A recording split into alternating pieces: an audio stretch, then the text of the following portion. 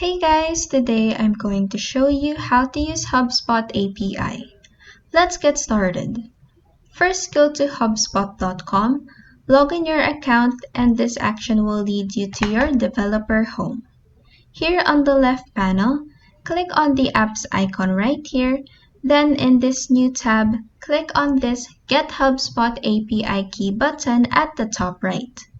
You will be led to another new tab where you can see your active API key right here. Click Show right here, then click Copy next to it so you can copy your API key and store it somewhere safe. With your API, you can interact and extend the functionality of your HubSpot platform. With this, you can enable integrations with other applications as well as automating various CRM processes. And that is how you can use HubSpot API. If this video helped you, please like and subscribe for more helpful tutorials.